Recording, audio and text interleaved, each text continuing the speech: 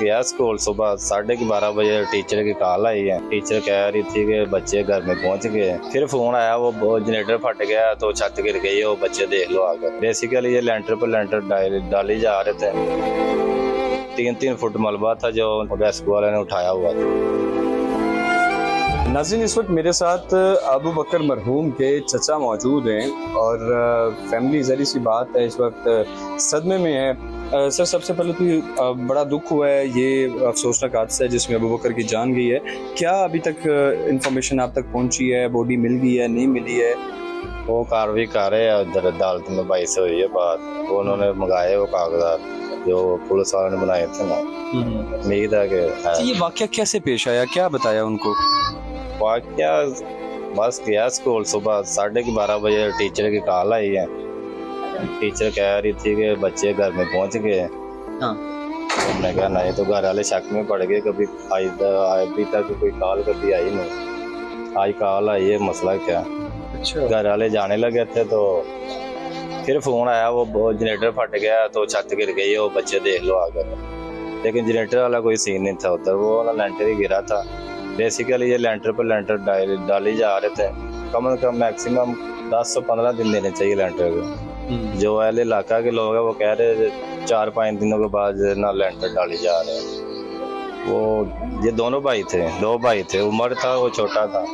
तो उमर अबू बकर दोनों बाहर आए हैं।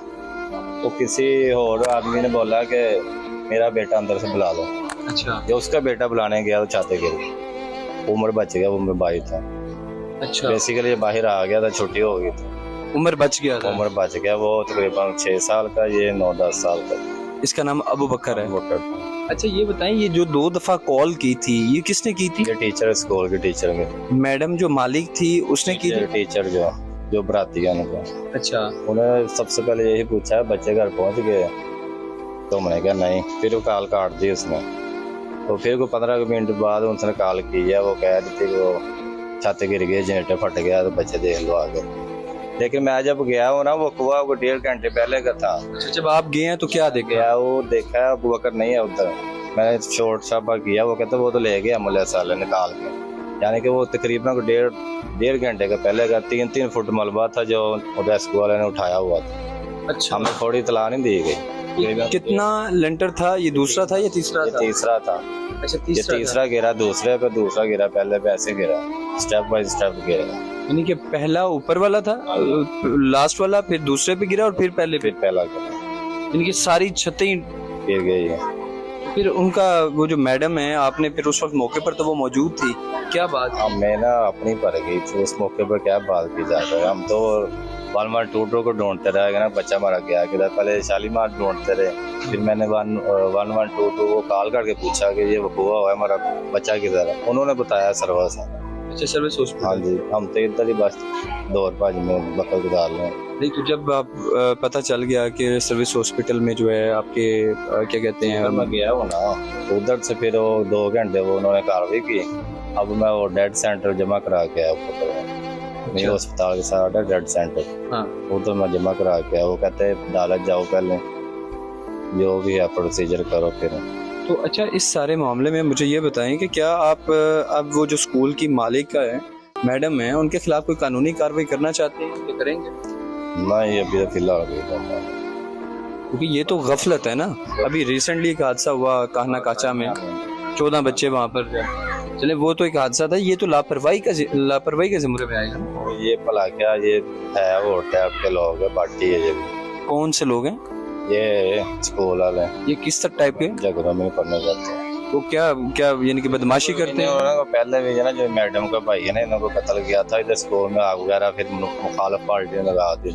इसी स्कूल में? हाँ जी। क्या वाकया था? 16-17 साल पहले का वाकया। क्या वाकया क्या था? ये मैडम का भाई है जज भट्ट। अच्छा।